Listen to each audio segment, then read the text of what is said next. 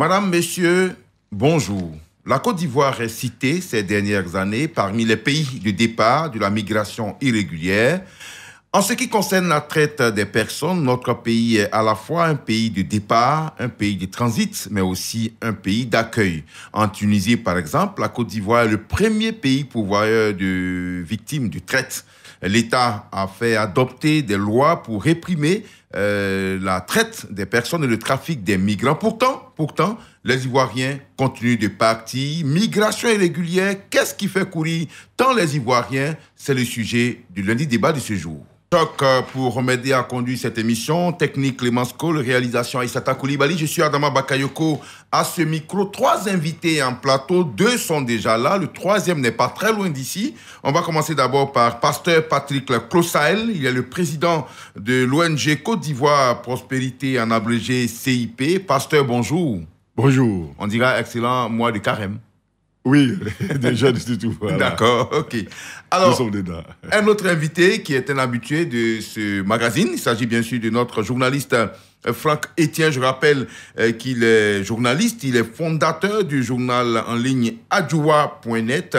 Bonjour Franck Etienne. Bonjour Adama Bakayoko. Merci d'être avec nous. On n'attend plus que M. Hervé Ndri, qui lui est le président de l'ONG LISAD, qui est une ONG qu'il a fondée de toutes pièces, lui-même migrant de retour. Il a été victime de traite dans les pays du Golfe. Il a même été vendu comme esclave. Il viendra tout à l'heure nous raconter tout cela et puis nous parler, bien sûr, à cœur ouvert. Et puis, notez, amis auditeurs, que vous également, vous avez droit à la parole dans le dernier quart d'heure de cette émission.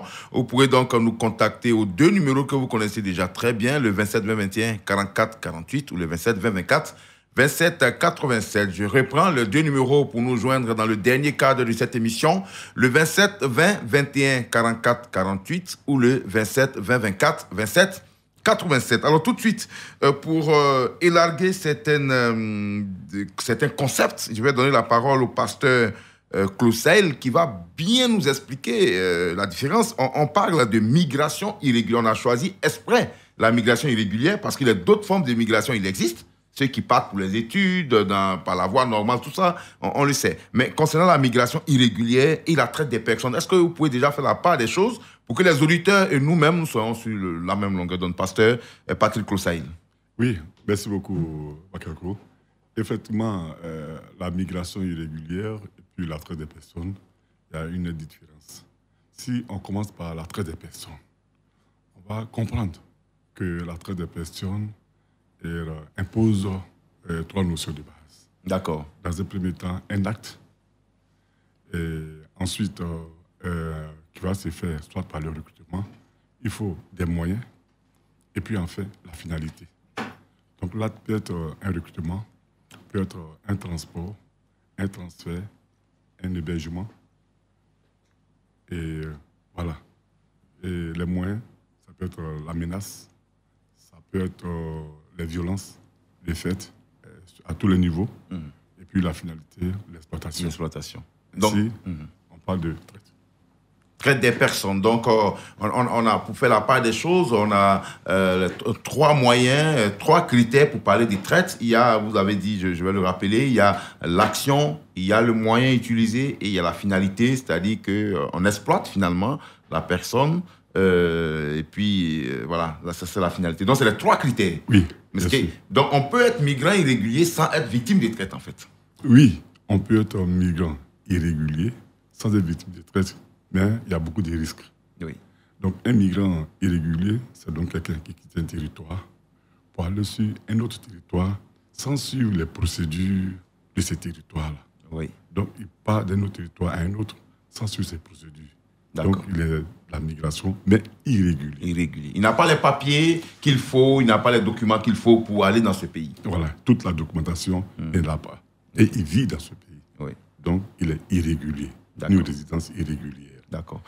Et donc, à ce sujet, il y a beaucoup de risques qui tombent rapidement dans la traite. C'est ça où les deux se rejoignent entre la traite des personnes et puis la migration. Ok. En tout cas, merci beaucoup, pasteur Claude Patrick. Vous avez bien édifié, bien expliqué. Alors, vous remarquerez, amis auditeurs, qu'on n'emploie pas ici le thème de migration clandestine parce que c'est révolu. La clandestinité est un peu péjoratif et porte très souvent atteinte à ces migrants-là. Voilà. On les traite irréguliers, ils n'ont pas de papiers, mais clandestins, souvent, ça donne une certaine terminologie. Et Franck Etienne, qui est journaliste, est bien placé, bien sûr. Alors, voilà, de votre position de journaliste, je sais que vous avez couvert pas mal d'activités, vous suivez l'actualité. La Côte d'Ivoire, comment comprendre aujourd'hui? Qu'est-ce qui fait courir tant les Ivoiriens? Par le passé, la Côte d'Ivoire accueillait tout le monde, mais c'était rare de voir un Ivoirien sortir comme ça. C'est vrai que vous posez la question en termes d'Ivoiriens, mais il faut dire qu'est-ce qui fait courir tant les Africains. Bien sûr. Voilà. Et moi, je pense que la première des choses qui fait courir les Africains et les Ivoiriens en particulier, c'est l'ignorance. C'est l'ignorance, parce qu'après, on va citer toutes les causes, je vais dire, de pauvreté, de peut-être manque de démocratie. On va citer toutes ces causes-là, mais ces causes-là ne devraient même pas pousser quelqu'un à émigrer, à émigrer ouais. De façon irrégulière. Parce que, comme le pasteur l'a dit tout à l'heure, il y a tellement de risques dans ce voyage-là. C'est un voyage que moi je qualifie de voyage sans fin. Voilà, parce qu'après, quand vous avez fini avec toutes les acrobaties, donc des eaux, du désert, tout ça, quand vous avez fini avec ça, il faut aller maintenant. Et c'est en ce moment-là que je parlerai des clandestinités. Quand ils arrivent là, ils deviennent des clandestins. Ah ouais. Ils sont toujours irréguliers parce que clandestins... Voilà. Parce que là, ils seront obligés de se cacher, ça et là. Mais rien, sincèrement, rien ne devrait expliquer qu'on parte de façon irrégulière dans un autre pays. Rien. Parce que vous allez voir tout à l'heure, quand on va peut-être développer, vous allez voir, les gens, ils payent 4-5 millions pour partir. Alors qu'avec 4-5 millions, on monte une entreprise tranquillement ici et puis on se suffit. Bien sûr. Alors, donc, c'est là qu'on va se rejoindre, justement. Il y a l'ignorance, ça, c'est bien de le noter. Mais dans le cas de la traite, pasteur sera d'accord avec moi, c'est votre propre frère, votre ami d'enfance qui vit là-bas, qui vous dit à M. Franck Etienne, là, j'ai vraiment un boulot de journaliste pour vous dans une grande revue en Tunisie. Et là, vous avez 3 millions par mois. En tout cas, c'est une opportunité à ne pas rater. Là, c'est vraiment difficile de parler d'ignorance parce que ces victimes-là sont appâtées par des gens qui leur sont proches. Parce qu'on ne va pas chercher loin. On prend quelqu'un qui vous est vraiment proche, on vous attire dans ce pays-là, et une fois là-bas, votre passeport est confisqué, votre liberté aussi, et vous devenez esclave. Pour du bon. Oui, et effectivement, ce que mon frère le journaliste dit, effectivement, l'ignorance est toujours là. Parce qu'il y a l'aspect tromperie. Souvent, on se dit que c'est mon parent. Donc, je suis rassuré. Mon oncle, ma tante, mon cousin, et naturellement, ne peut pas vouloir mon mal. Et donc, c'est là qui rassure. Et donc, les gens s'engagent avec beaucoup de moyens. Et les économies qu'ils ont faites pour partir. Et donc, arriver là-bas, effectivement, ils vont se rendre compte de la réalité, la chose, par rapport à leurs parents à qui ils avaient placé de l'espoir, qui est maintenant le trafiquant, qui va les exploiter. Donc, à d'autres fins. Votre propre parent devient votre bourreau. Effectivement, votre propre parent devient votre bourreau. Et c'est pour cela qu'il faut beaucoup de sagesse, beaucoup d'intelligence, beaucoup de prudence pour quand on veut voyager. D'accord.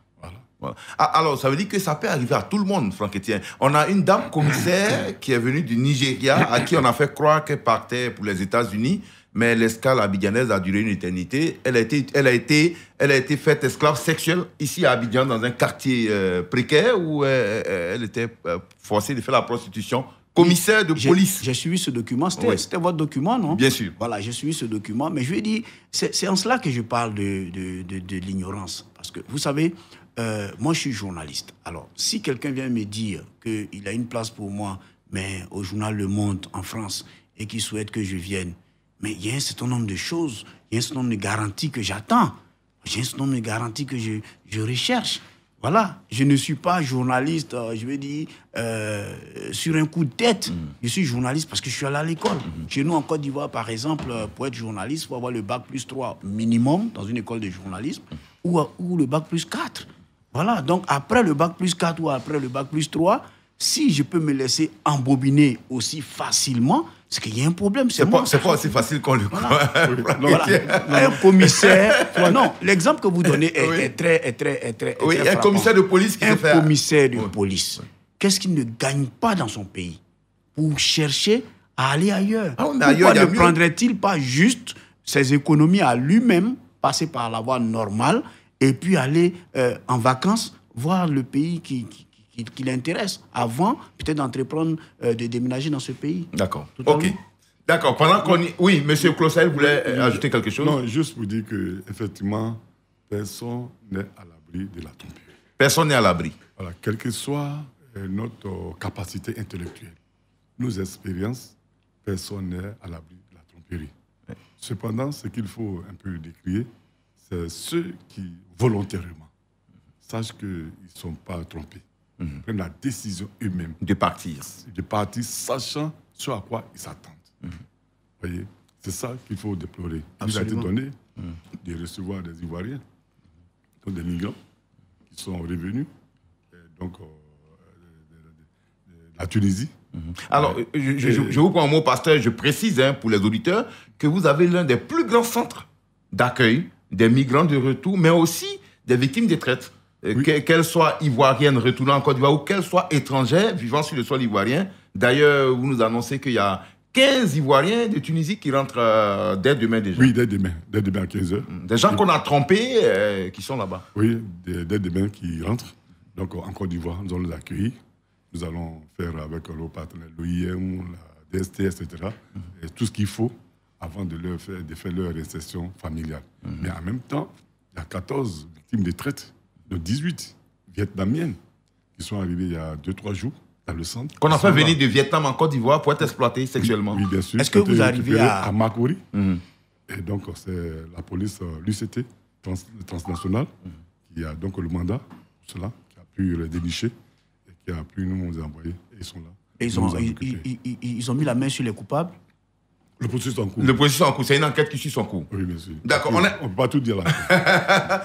On vient d'être rejoint par notre troisième invité, celui, bien sûr, dont je vous parlais à l'instant. Il s'agit de M. Hervé Ndri. Bonjour. Bonjour. Alors, vous êtes président de l'ONG l'ISAD. Voilà, l'ISAD que vous allez nous expliquer, qui signifie le ISAD, lutte contre l'immigration irrégulière, séco-assistance et développement. Alors, je disais tout à l'heure aux auditeurs que vous nous intéressez à plusieurs titres parce que vous avez été victime de traite, vous avez été donc exploité au Golfe, dans le pays du Golfe, au Koweït, c'est bien cela. Justement. Et à votre retour, vous avez compris le danger, vous avez décidé de vous battre pour ne pas que d'autres Ivoiriens vivent la même chose. Mais déjà, la question que je vous pose, parce que c'est le thème de ce jour, qu'est-ce qui fait courir les Ivoiriens? Qu'est-ce que vous n'aviez pas ici en Côte d'Ivoire pour tenter l'expérience au Koweït? À un moment donné, je dirais que c'est l'ignorance qui pousse cette jeunesse à vouloir sortir coûte et coûte. Sinon, avec tout ce que nous voyons aujourd'hui, tout ce que nous entendons sur des radios et nous voyons à la télé, sur les réseaux sociaux, nous savons très bien que sortir de cette manière, c'est un risque qui nous attend. Donc, au départ, en les années 2010, 2011, on ne savait pas véritablement ce que c'est que la traite des personnes et le trafic illicite des migrants. Mais à un moment donné, pour le travail que fait plusieurs organisations, les campagnes de sensibilisation, aujourd'hui, la population est informée. Mais ceux qui s'en vont maintenant savent très bien ce qui les attend. Sinon, mais vous n'aviez pas eu cette chance à votre temps. Non. En 2015, je l'ai toujours dit que cette chance, je n'avais pas eu cette chance. Parce que je suis sorti comme ça, et pour moi, c'est l'Eldorado qui m'attend devant. Or, c'est le contraire. Mais depuis 2015, moi, particulièrement, je suis retourné en Côte d'Ivoire, raison pour laquelle j'ai décidé de mener cette lutte, mais je ne suis pas le seul, ou nous ne sommes pas la seule organisation qui mène cette lutte. Donc, pour ceux qui s'en vont maintenant, il y a la facilité, il y a le mirage. Sinon, avant, on dirait qu'en 2010 ou après la crise de la Côte d'Ivoire, il y a eu pas mal de personnes qui sont sorties. À un moment donné, on disait que Daloa était vidé de sa jeunesse. Oui. Ça, on pouvait dire que c'est les effets de la crise. Mais ceux qui s'en vont maintenant où je parle, nous ne sommes plus en crise. Donc, il n'y a pas d'ignorance cette fois-ci. On sait très bien ce qui nous attend, mais on part quand même. Justement. Oui, parce qu'effectivement, moi, j'ai déjà entendu ça. Oui, Franck Etienne. Un jeune homme qui est revenu dans des conditions difficiles. Je veux dire, quand l'État a organisé les retours, il est venu dans des conditions difficiles. Mais j'ai entendu dire que, vieux père, si c'est à refaire, je vais refaire.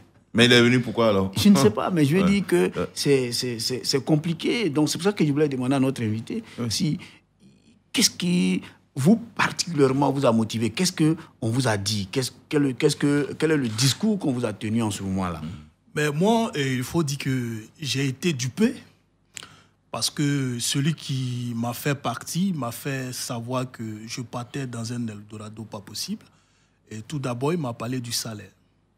Le salaire, j'allais d'un premier temps toucher 300 000 francs CFA et 5 mois plus tard, j'allais percevoir 500 000. Et les conditions du travail étaient tellement favorables que je pouvais même, en dehors de ce que on appelle le contrat, je pouvais me faire d'autres jobs pour avoir suffisamment d'argent. Et il a fait une comparaison pour celui qui va en Europe, en France, et celui qui va dans le Golfe. En 2 ans, tu gagnes suffisamment d'argent par rapport à celui qui va en France. Le temps qu'il y ait des papiers et autres, commencer à travailler. Toi, dès que tu arrives, tu travailles déjà. Et le salaire, c'est garanti. Donc, il m'a fait miroiter. Or, tout ce qu'il a présenté, étant ici en Côte d'Ivoire, et lorsque je suis arrivé, j'ai trouvé que c'était une duperie, au fait. Que je venais d'être dupé et même vendu. Comme esclave. Comme esclave. Parce qu'il avait déjà discuté le prix avec l'employeur étant là-bas. Il a dit, je t'envoie quelqu'un qui vient travailler pour toi. Et une fois le contrat est validé, lui, dès que j'arrive, il reçoit sa commission. Donc, c'est comme ça que le business se passe. Raison pour laquelle ils ne vont pas te dire exactement ce que tu t'en vas faire. Et ce que tu dois recevoir là-bas, ils s'arrangent à te mentir pour que tu acceptes de partir. Mais une fois que tu arrives sur le terrain, quand tu découvres la réalité, tu l'appelles, il refuse ton coup de fil. Donc voilà comment nous d'autres, nous sommes tombés dans le piège. Ouais, vous avez eu la chance, vous avez eu la vie sauve, au moins vous êtes revenu. Oui, la chance, je dirais même, c'est par la plus grâce de Dieu qu'aujourd'hui je suis en face de vous. Parce qu'un Ivoirien qui quitte son pays et du coup on l'envoie dans un territoire qu'il ne connaît pas et on le jette dans le désert. Et imaginez-vous, je me retrouve dans une situation où le climat change, plus de 55 degrés de chaleur. Quand j'ai chaud, je prends ma serviette, je mouille, je dépose sur moi. Quelques minutes après, ça devient sec. Et comment travailler dans une condition où tu ne t'attendais pas? Oui. Tu deviens un berger en plein désert. Imaginez-vous, je suis assis là, quelqu'un vient me proposer un travail à faire même, ne serait-ce que dans la savane, pour aller poursuivre des bœufs. La réponse, vous connaissez déjà. Bien sûr. Mais je me retrouve dans une telle condition. En train d'être berger. En train d'être berger. Et même si c'était berger, même si c'est encore mieux, tu deviens l'homme à tout faire. Tu dois cuisiner pendant que les gens quittent la ville, qu'ils viennent spécialement dans le désert pour perdre le temps là-bas. Et toi, tu dois cuisiner encore pour les donner. Et tu passes à gauche, on te dit qu'il faut passer à droite. Tu commences de 5 h du matin jusqu'à 2 h du matin. 24 heures sur 24, tu n'as pas jour de repos. Et le pire, quand on te dit « je t'ai acheté à 450 dinars, je fais de toi ce que je veux », si je ne suis pas d'accord avec toi, soit je te vends à quelqu'un d'autre ou je te tue. Ouais. Ben, c'est un crime. Ouais. OK. En tout cas, c'est très poignant ce témoignage et ça nous amène à Pasteur Closaïl. Alors, lorsque ces victimes de traite-là reviennent, qu'est-ce que votre centre fait? Parce que ce qu'il a subi, c'est un traumatisme. Hein. Quand elles reviennent, on va dire c'est des victimes, quand elles reviennent, qu'est-ce que vous faites dans votre centre? Bon, alors, comme je le disais tout à l'heure, notre centre travaille sur les deux thématiques. Donc, les migrations. Donc, la migration irrégulière et en même temps, les victimes de traite. Concernant les migrants qui arrivent, effectivement, nous les recevons. Et avec l'OIM, notre partenaire, il y a donc une prise en charge qui va se faire. La prise en charge, elle est donc nutritionnelle. La prise en charge, elle est médicale. Elle est psychologique. Surtout, hein? Voilà, elle est psychologique.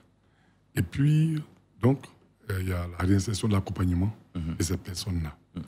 Pour donc leur permettre de vaquer un certain nombre de projets, effectivement. Mais la réalité, et il a souligné tout à l'heure, c'est que de façon volontaire, parce qu'il nous a été donné de constater avec l'OIM qu'il y a certains migrants qui ont été rapatriés en Guinée, qui sont revenus en Côte d'Ivoire, et en recoupant les informations, nous sommes reconduits avec l'OIM que les mêmes personnes sont encore en Côte d'Ivoire. Pour dire qu'il y en a qui prennent plaisir à changer de nationalité comme ça. Effectivement, ils sont des migrants. Souvent, ils sont guinéens, tantôt ils sont ivoiriens. Voilà. Mais ils n'ont même pas de papier. Donc, quand on leur demande, ils disent je suis ivoirien. C'est un pays. Voilà. Donc, c'est en recoupant l'OIM et Guinée, OIM Côte d'Ivoire et CIP, nous avons pu identifier ces personnes. Oui. Parce que, bon, les petits moyens d'accompagnement, c'est ce qui. Ils profitent de ces rentes qu'on leur donne à leur arrivée. Donc, il devenu prend un en Guinée, business. il vient prendre en Côte d'Ivoire, après il peut aller prendre au Mali. Voilà, etc. Donc, il faut dire qu'en plus de l'ignorance qui a été évoquée, il y a une volonté délibérée pour certains de vaille que vaille faire l'immigration. Franck l'a soulevé tout à l'heure. Voilà. D'accord. Donc, c'est ce que nous essayons de faire pour ces personnes. Alors, pour les Vietnamiennes et les Chinoises, tout ça qui sont chez vous, vous les protégez certainement, l'intégrité, l'identité, tout est Bien protégé. sûr, bien sûr. Et là, elles sont victimes. Autant les Ivoiriens, ça c'est pour que les auditeurs comprennent bien, autant Hervé et les autres Ivoiriens qui ont été victimes de traite ailleurs, autant il y a d'autres nationalités qui sont victimes de traite chez nous. Oui. Il y a des Nigérianes, il y a des Taïwanaises, des Vietnamiennes, tout cela. Toutes les nationalités. Et donc, c'est un puissant réseau. C'est un puissant réseau qui s'amuse à faire tout cela avec des correspondants dans chaque pays. Et c'est là où la lutte devient difficile. Oui, elle est très, très, très difficile, délicate. Parce que vous savez que cette lutte-là ne débat pas d'aujourd'hui. Si vous prenez dans l'histoire, en Chine, vous allez parler de la triade chinoise. Oui. Vous allez voir la triade chinoise, ou même le Chiang Kai-shek dont on a parlé, Oui, bien sûr. Sun Yat-sen, tout ça, Oui. étaient impliqués. Oui. Donc, dès l'instant où une autorité, au plus haut niveau, est impliquée dedans, C'est difficile. ça devient très, très difficile. Et c'est pour cela que ça prend de l'ampleur. Malgré tous les combats, malgré la lutte, ça prend de l'ampleur. Mais la Côte d'Ivoire, le phénomène de la traite existe chez nous, malheureusement, on ne connaît pas bien. C'est un peu ça la difficulté. Oui, en réalité, on n'a pas encore, on est dessus. Je pense qu'il y a le ministère de la Solidarité, de la Pauvreté, des dispositions, le CNLTP, la direction de la lutte contre la traite des personnes, il y a des dispositions qui sont en train d'être mises en place. Mais on n'arrive pas encore à avoir des statistiques correctement bien. Mais le processus est en cours avec l'appui de l'Expertise France, l'appui de l'OIM, de l'ONUDC, etc. On est en train de sortir des statistiques. Mais chez nous, que ce soit au nord, que ce soit à l'ouest, à l'est, au centre, la problématique de la traite est posée à tous les niveaux et dans presque tous les secteurs. C'est vrai, la prostitution vient en tête, mais les autres secteurs sont également agriculture, ménage, les filles des ménages, construction même, construction également. Alors, on ne pense pas, mais c'est des choses irréelles. D'accord.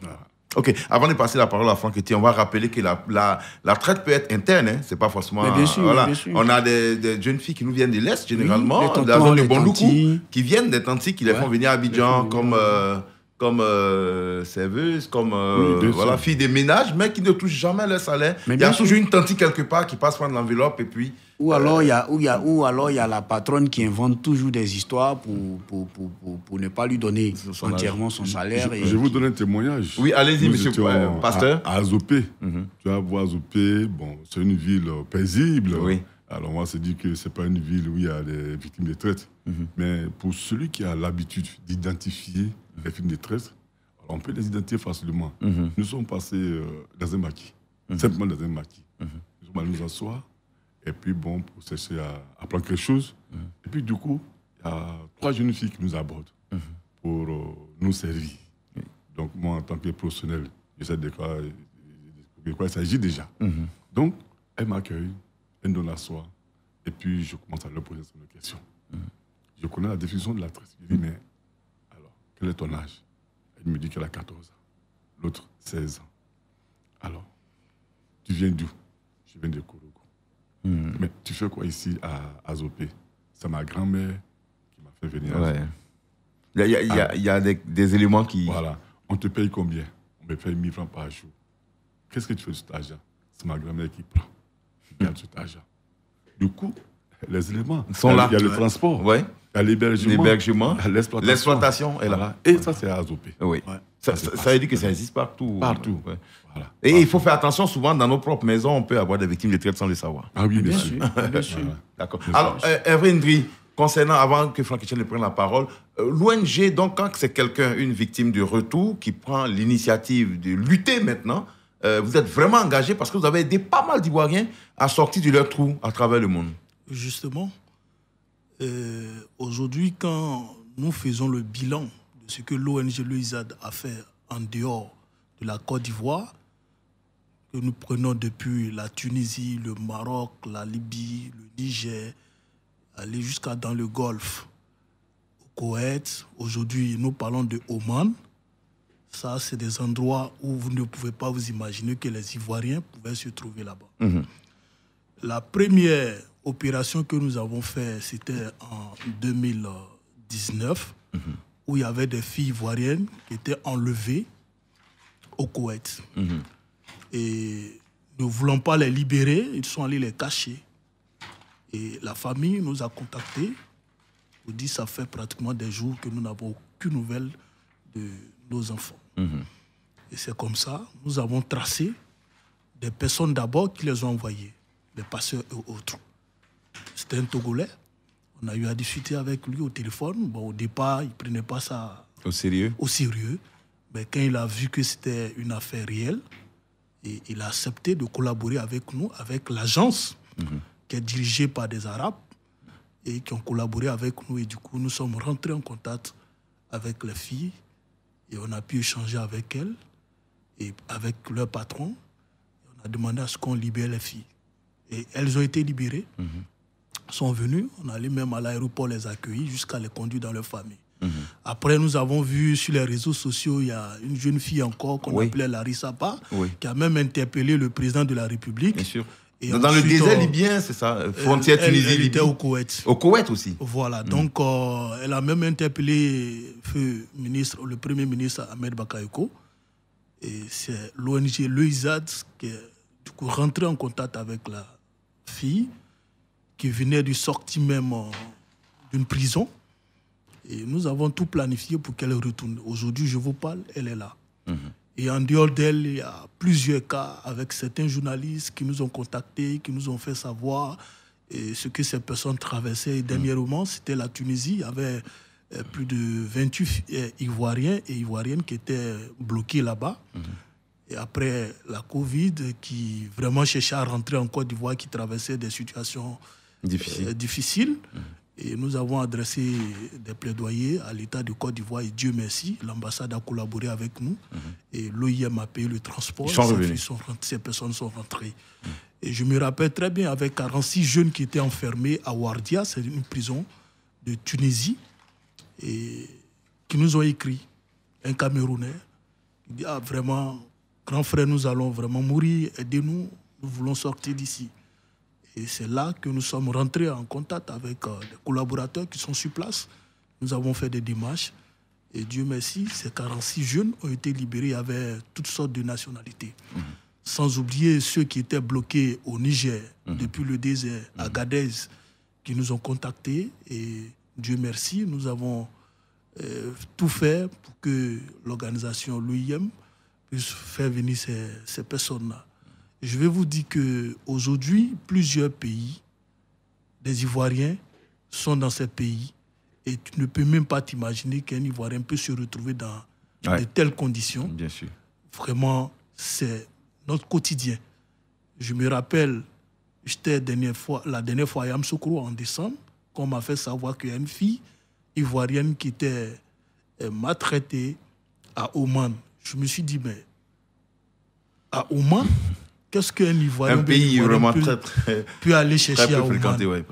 Effectivement, la fille a traversé les périodes difficiles. Donc, on a mené les enquêtes, on a vu ceux qui l'ont envoyé. Et le réseau est situé jusqu'au Koweït. C'est-à-dire quoi? Aujourd'hui, l'Ivoirien ou l'Ivoirienne n'a plus peur de vendre son propre frère ou sa sœur. Parce que ce n'est pas des étrangers qui le font, hein. Ce sont les Ivoiriens. Ce sont des Ivoiriens. Qui sont à la Je vais vous dire quelque chose, peut-être que vous serez choqués. Est-ce que vous savez aujourd'hui que nos sœurs ivoiriennes, puisque l'aéroport, ici, l'État de Côte d'Ivoire a fait tout son possible pour empêcher nos frères et sœurs d'aller dans ces endroits, mais ces sœurs sont en train de contourner. Et le Bénin est devenu leur pays de transit. Et arrivé au Bénin, elles font changer leur nationalité. Et pas de façon légale, de manière irrégulière. Tu te retrouves dans le Golfe au Koweït, ce que je sais très bien dans ce pays. Demain, quand ils vont commencer à t'exploiter et que tu es rapatrié, mais sache qu'ils vont aller te déposer au Bénin. Au Bénin. Ouais. Et si tu n'as pas de si l'État béninois ne fait pas de démarche, tu restes. D'accord. Ok, alors toi et moi, Evendri, je peux te tutoyer, on s'est retrouvés en Tunisie. La Tunisie, le piège de la Tunisie et du Maroc, c'est que ces pays-là, il n'y a pas de visa entre la Côte d'Ivoire. Et donc, quand vous arrivez, il n'y a pas de problème, jusqu'à 3 mois. Mais après 3 mois, ça devient compliqué. Parce qu'il y a des rentes à payer de manière hebdomadaire, autour de 200 dinars, ce qui fait 4 000 francs CFA chaque semaine. Et quand vous avez fait 5 ans, tant que vous ne payez pas, vous ne quittez pas le pays. Et tout ça, les gens, ils ne savent pas ça. Les gens ne savent pas. Voilà ce que j'appelle l'ignorance. C'est-à-dire qu'ils sont convaincus qu'il n'y a pas de visa, donc on peut se lever un matin, on a un peu d'argent, on va au Maroc. D'accord. Alors qu'en réalité, après, on paye. Voilà. Tout ce qu'il faut comprendre dans tout cela, il faut comprendre qu'aujourd'hui, la traite des personnes et la migration irrégulière sont devenues aujourd'hui une industrie. Oui. Véritable industrie. Et donc, c'est pour cela que ce n'est pas facile de contrôler cela. Ça originaire. Quand vous prenez les statistiques de l'ONU et du Conseil de l'Europe, par exemple, dans les années 2000 à 2010, la traite des êtres humains a généré près de 32 milliards de dollars. 32 milliards de dollars. Ça fait 16 000 milliards de francs CFA. Environ. 32 milliards de dollars. Vous voyez? Ça veut dire que c'est toute une industrie et dans laquelle sont impliqués tout un réseau bien hiérarchisé. Je vous ai mentionné quelques exemples. Oui, bien sûr. Vous voyez? Et chaque année, près de 2,5 millions de personnes, essentiellement surtout des femmes et des enfants, tombent sous l'emprise de cette industrie-là. Vous voyez? Donc, aujourd'hui, vous allez voir que à tous les niveaux, malgré la sensibilisation que nous faisons à grande échelle, malgré le fait qu'on dissuade les uns les autres, mais il y a d'autres moyens que les gens utilisent aujourd'hui pour convaincre les gens à partir et à tomber soit dans la traite des personnes ou la migration irrégulière. D'accord. Alors, le téléphone est ouvert, on vous l'a dit, on vous l'avait promis, à un quart d'heure de la fin de cette émission. Vous pouvez donc intervenir, donner votre avis sur le sujet. Le temps pour nous, certainement, d'échanger ici en plateau, migration irrégulière. Qu'est-ce qui fait encourir les Ivoiriens? C'est le sujet que vous est soumis ce matin, vous le savez. Beaucoup de témoignages avec notre ami Hervé et puis le pasteur Cloussel aussi, qui dirige un centre d'accueil, de transit aussi, des personnes victimes de migration ou de la traite des personnes. Alors, on revient à vous, hein, Franck Etienne. La question, elle est fondamentale, c'est-à-dire la sensibilisation peut-elle réellement avoir un impact quand quelqu'un qui vient d'arriver de la Libye vous dit non, j'ai juste envie de repartir. Ça veut dire qu'il y a un problème à régler à la base. Absolument, il y a un problème à régler à la base et ça fait finalement peur. Quand on écoute le pasteur, ça fait finalement peur parce qu'au-delà de tout, il il faut combattre... c'est difficile de combattre des volontés. D'accord. C'est vraiment difficile de combattre des volontés quand quelqu'un se lève et qu'il veut obligatoirement, absolument sortir du pays. C'est difficile, comme tout à l'heure Hervé le disait. On a un auditeur, on va vous retrouver tout à l'heure, comme on le dit dans le langage, quand on est gamé, quoi. Ça Absolument. Dit, l'esprit est... Monsieur Lingué Hyacinthe. Lingué Hyacinthe. Bon, oui. Vous êtes à Bobo. Oui. Bonjour. Oui, bonjour. On vous écoute. Bon, ben, le problème qui se passe actuellement, je viens d'apprendre que à Migration, il y a des enfants de Côte d'Ivoire qui sont de l'autre côté. Ils ont au moins 3 mois de profit. Et après ça, si tu n'arrives pas à payer quelque chose, eh ben, tu es bloqué, tu ne peux pas sortir de leur pays. Et pourquoi ici, chez nous, on ne peut pas faire ça aussi? Et puis les gens rentrent facilement ici. C'est des accords entre... Et d'ailleurs, monsieur Lingué, je vous explique avant que Claude prenne la parole. On a les visas. La Côte d'Ivoire est l'un des rares pays qui a le visa gratuit pour aller au Maroc et puis en Tunisie. Ça, c'est un accord qui existe entre les présidents à l'époque du Houphouët-Boigny. On a trouvé cet accord. Mais c'est un visa qui est gratuit pour 3 mois. Quand vous êtes étudiant, il n'y a pas de problème. Mais on vous dit que vous avez l'accès libre jusqu'à 3 mois. Mais après les 3 mois, vous devez contribuer. En fait, vous ne payez pas chaque semaine. Mais quand vous devez quitter le pays, on comptabilise tout cela. Ça fait partie des accords. Voilà, c'est ce que je peux dire. Mais Koulsaï, vous voulez peut-être réagir à cela? Oui, effectivement. Vous avez parlé des accords. Effectivement, il y a plusieurs accords. Il y a les accords multilatéraux qui existent entre la Côte d'Ivoire et plusieurs pays en matière de lutte contre la traite des personnes. Il y a aussi même des accords bilatéraux entre la Côte d'Ivoire et plusieurs pays également. Mais il faut dire que les accords existent. C'est vrai, mais il y a le respect aussi de ces accords. De ces accords. Alors, voilà, vous avez autre chose comme préoccupation, M. Lingué? On est débordé, c'est ce que je voulais savoir. Mais voilà, je voulais lui dire. Débordé. Débordé comment? Je ne comprends pas. Le pays est rempli, on ne sait plus. Voilà, en fait voilà, c'est une question totalement vicieuse. D'accord. Bon, donc vous allez raccrocher et puis écouter donc la réponse de nos consultants, M. Lingué. Ok, M. Lingué. C'est une question totalement vicieuse et moi je souhaite qu'on fasse bien la part des choses. Oui, parce qu'il dit que pendant que nous, on a le visa gratuit jusqu'à 3 mois, mais ici tout le monde vient, mais attention, il faut faire la part des choses. Ce n'est vraiment pas ça le sujet, ce n'est pas ça le problème. M. Lingué, ce qu'on veut dénoncer ici, c'est la volonté manifeste de certains Ivoiriens à vouloir aller dans d'autres pays coûte que coûte pour, dit-on, se chercher. Alors qu'en réalité, c'est difficile. Voilà le sujet. Voilà le sujet. Pourquoi jusqu'ici, des gens continuent. Et moi, je dis, les témoignages ne manquent même pas. Voilà, moi, je discutais avec un jeune coiffeur qui me disait gagner 3 000 ou 4 000 francs par jour. Je lui ai dit, mais c'est bien. Il a dit, non, vieux père, ça, c'est rien. Quand on va aller de l'autre côté, on va gagner plus.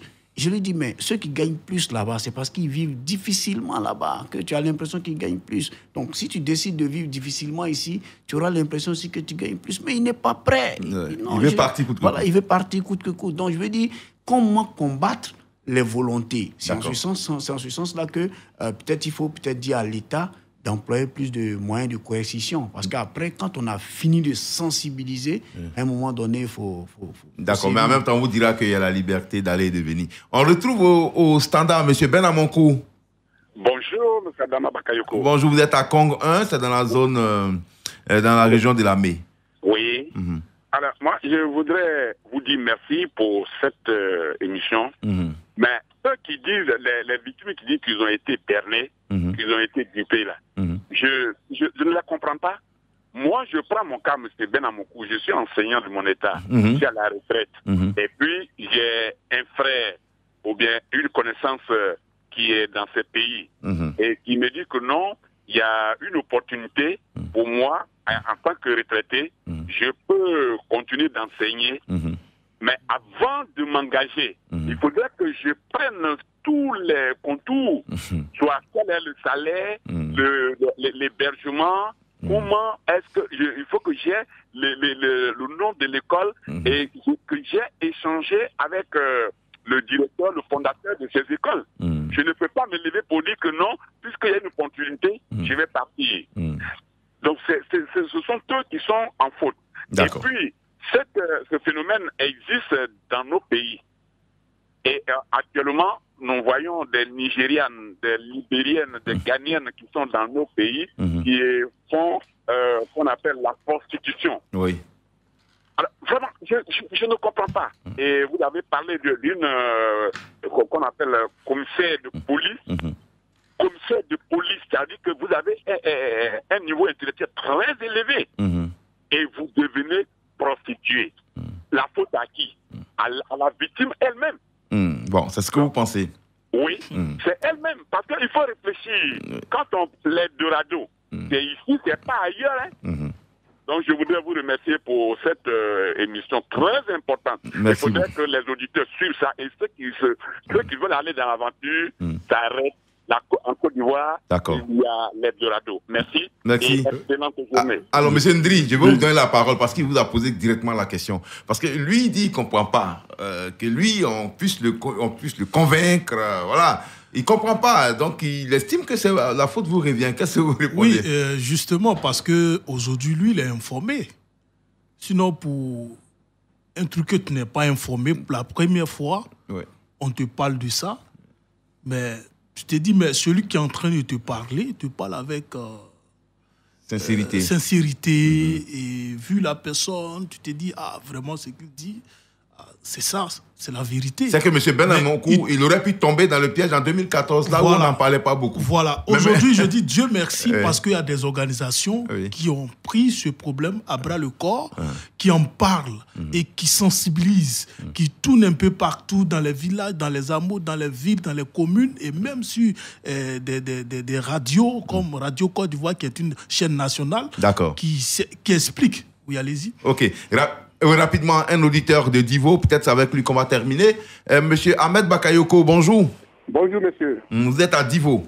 Je suis à Divo. Vous avez un nom célèbre quand même, hein? On vous écoute. Oui, vraiment, je vous félicite et puis je vous dis merci pour cette émission. Parce que nous qui avons été victimes de cette tracasserie, vraiment, c'est de bons conseils que vous nous donnez. Et l'émission est bien partie parce que moi, j'étais à l'Angola, j'étais victime. Ah, vous étiez en Angola? Oui, et là-bas, j'étais avec 7 Ivoiriennes qui étaient victimes comme moi, qui sont lancées dans la prostitution. Et avec tous les efforts que j'ai fournis, et je suis ressorti par Gabon jusqu'à sortir par Sierra Leone, sorti au Libéria, et resté à Côte d'Ivoire. Ah, c'est un parcours, ça. Donc, vraiment, c'est un très bon conseil que vous donnez aux Ivoiriens. J'ai dit merci au monsieur qui était au Koweït. D'accord, monsieur Ndri Hervé. Vraiment, c'est pas facile. Parce que cette manière d'émigrer, c'est souffrant. Vraiment, le conseil que vous donnez aux jeunes Ivoiriens, vraiment, que tous ces jeunes écoutent cette émission pour prendre conscience de la chose. On a tout en Côte d'Ivoire ici. On a tout. Nous sommes partis parce qu'on était ignorants. On était ignorants, on a ignoré beaucoup de choses parce que de l'autre côté, on peut avoir du miel. Or, le miel, c'est sur la Côte d'Ivoire. D'accord. Donc, moi, depuis mon retour, vraiment, je me sens à l'aise. En tout cas, j'ai regretté ce temps que j'ai passé, cette misère que j'ai vécue de l'autre côté. Vous faites quoi à Divo aujourd'hui? Qu'est-ce que vous faites à Divo? À Divo, je suis arrivé, d'abord, j'ai fait un peu de commerce. C'est bien. Je suis planteur. D'accord. Alors, vous allez laisser vos coordonnées avec la réalisatrice Aïssata Koulibaly. C'est ce genre d'exemple qu'il faut multiplier, je crois, pour que les Ivoiriens comprennent. Merci beaucoup. Très bon témoignage. Très bonne journée. Merci. Et bonne émission. Merci. Bon, on a complètement terminé. Si on ne donne pas des tentatives de solution avant de finir ce plateau, ce ne serait pas intéressant. Beaucoup de jeunes nous écoutent, veulent voyager, ils veulent partir. Alors, quels sont les conseils, Pasteur Clausel? Qu'est-ce qu'il faut leur dire? Parce que lui, il disait tout à l'heure qu'il faut ça. Mais en même temps, la liberté d'aller et de venir, c'est vraiment, chacun est libre d'aller où il veut sur la planète. Mais en même temps, on ne va pas n'importe comment. Pasteur Clausel, quel conseil vous donneriez à ces jeunes? Oui, le conseil saute aux yeux, au vu de tout ce que nous sommes en train de dire. C'est pour vraiment décourager tous ceux qui veulent adopter la voie de la migration irrégulière. Parce que vraiment, ça ne va pas profiter. Et donc, il est préférable, comme le dit l'adage, on est mieux que chez soi. On est mieux que chez soi. Et je pense qu'il y a plusieurs migrants qui me l'ont répété plusieurs fois. Il y en a qui ont vu leurs frères mourir dans la Méditerranée. Après avoir dépensé près de 5 millions, ils vont mourir. Donc, ils payent leur mort dans la Méditerranée.